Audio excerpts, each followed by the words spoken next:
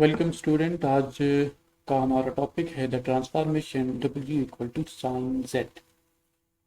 तो special linear transformation में W equal to sine z को आज हम डिस्कस करेंगे। Student W equal to sine z जो है इसको हम इस फॉर्म में लिख सकते हैं। W चूँकि तो U प्लस अयोटा भी लिखा जा सकता है। U plus iota v equal to sine x plus iota Y.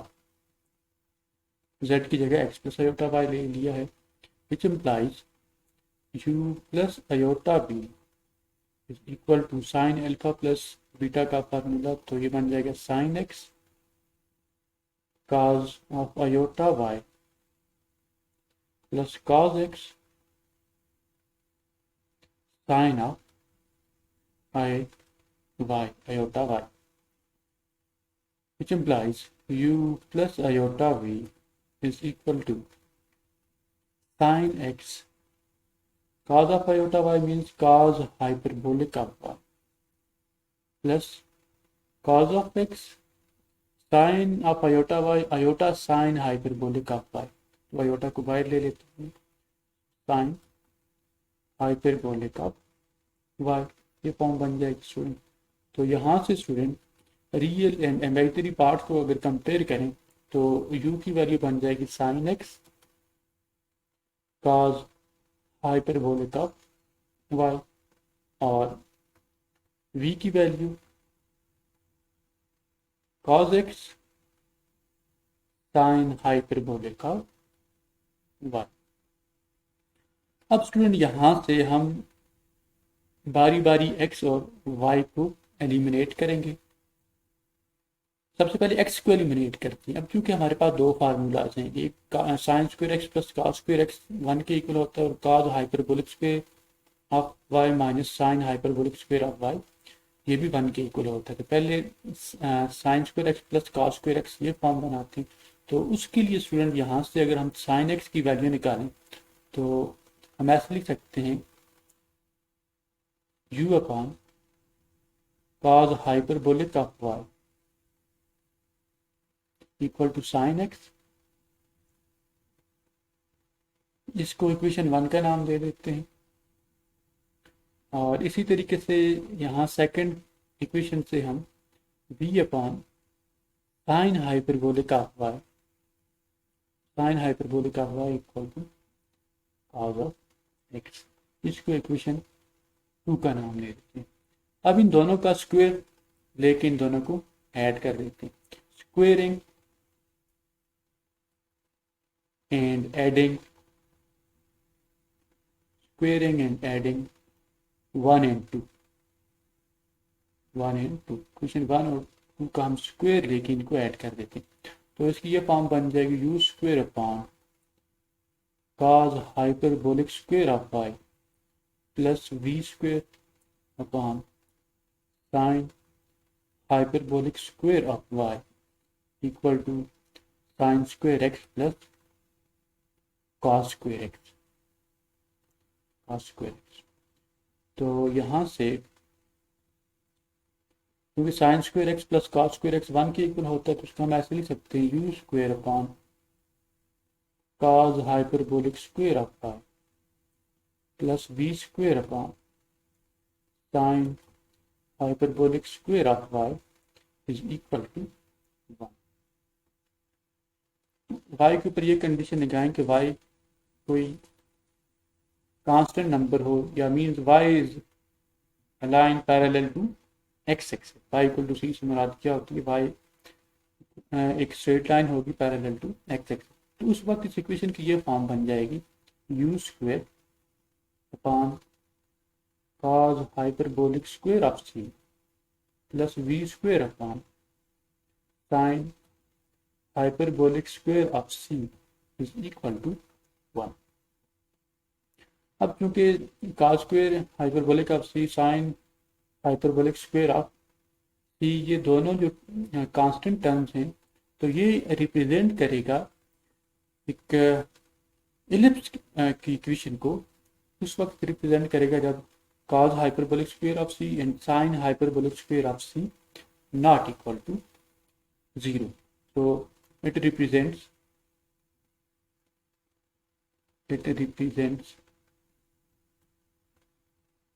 an ellipse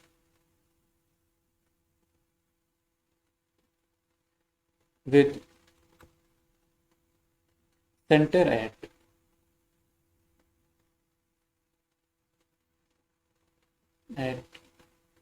C of 0,0. Centre इसका 0,0 के ऊपर। अच्छा, इसी तरीके से हम यहाँ पे इसमें वर्टिसेस एट वर्टिस कौन से पॉइंट के ऊपर होगी स्टूडेंट यहाँ से, तो यहाँ पे हम इसको ऐसे लिख सकते हैं plus minus cos hyperbolic of c, 1, 0 and foci at psi कौन से पॉइंट के ऊपर होंगे, क्योंकि c की वैल्यू होती है तो ये इसको हम लिख सकते हैं plus minus 1, 0।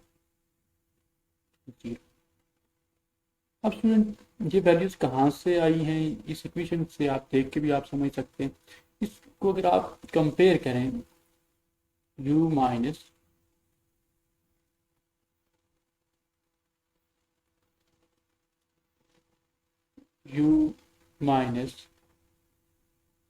h whole square upon a square plus b minus k whole square upon b square equal to 1, standard equation of ellipse के साथ। तो यहाँ से ये सारी वैल्यूज हमें मिल जाएंगी। वर्टिसेस क्या बनेगी, ये a स्क्वायर की वैल्यू के cos plus minus cos hyperbolic of c बन जाएगा। और इसी तरीके से यहाँ से मेजर एक्सेस और माइनर एक्सेस दोनों की वैल्यूज निकाली जा सकती हैं। ये c की वैल्यू कैसे निकाली जा सकती है, क्योंकि c स्क्वायर होता है equal to a square minus b square के इक्वल होता है स्टूडेंट। तो यहाँ से c square equal to a से मुराद है cos hyperbolic square of c, b से मुराद है sin hyperbolic square of c।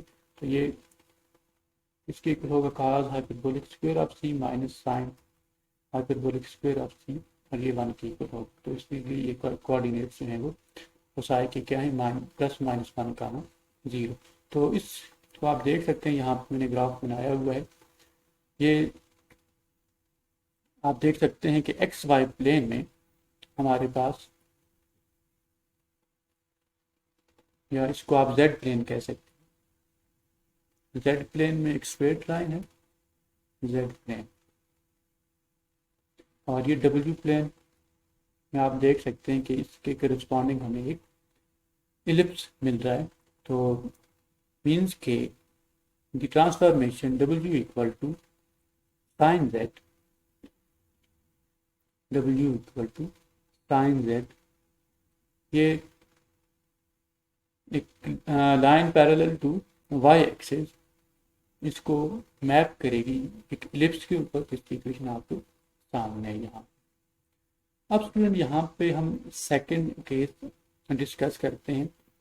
Second case में तो अब स्टूडेंट यहाँ से हम ऐसा करते हैं कि एलिमिनेट करते हैं, y को एलिमिनेट करते हैं। तो उसके लिए ये रिलेशन हम बनाते हैं, यहाँ से u अपॉन साइन एक्स, ये किसके इक्वल आ जाएगा, ये cos हाइपरबोलिक ऑफ y के इक्वल आ जाएगा। इसको इक्वेशन नंबर 3 का नाम दे देते हैं। और इसी तरीके से v अपॉन cos x, ये किसके इक्वल होगा, ये साइन हाइपरबोलिक ऑफ y के इक्वल, इसको 4 का नाम दे देते हैं। अब क्योंकि स्टूडेंट हमारे पास एक रिलेशन है cos hyperbolic square of y minus sine hyperbolic square of y equal to 1, तो ये रिलेशन हम यहाँ पे बनाने की कोशिश करेंगे। तो उसके लिए हम ऐसा करते हैं, squaring and subtracting 3 and 4, squaring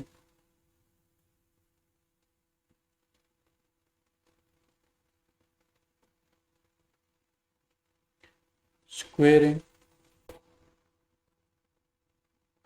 and subtracting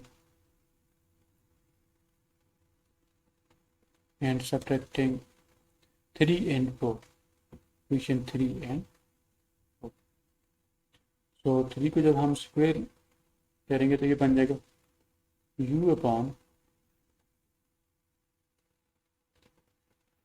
u square upon sine square x plus v square upon cos square x is equal to,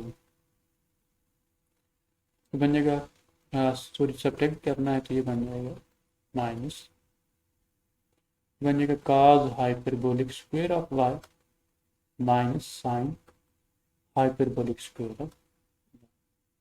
तो यहाँ से हम ऐसे लिख सकते हैं u स्क्वायर अपॉन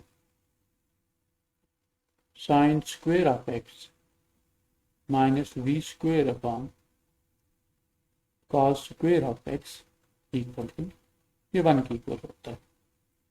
अब स्टूडेंट अगेन हम x के ऊपर ये कंडीशन लेते हैं कि x इक्वल टू सी हो, तो फिर उसके बाद हम देख सकते हैं कि क्लियरली ये हाइपरबोला को रिप्रेजेंट करेगा when x is equal to C. तो उसकी इक्वेशन की ये फॉर्म बन जाएगी u square upon sine square of C minus v square upon cos square of C equal to 1। यहाँ पे याद रखें कि again sine square C and cos square C ये नॉट इक्वल टू 0 होंगे, तो उस केस में ये हाइपरबोला को रिप्रेजेंट करेगा, which represents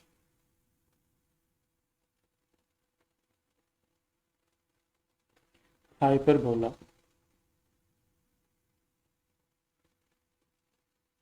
with vertices at, अब वर्टिसेस आप देख सकते हैं स्टूडेंट कौन से पॉइंट्स के ऊपर होंगे, यहाँ पे ये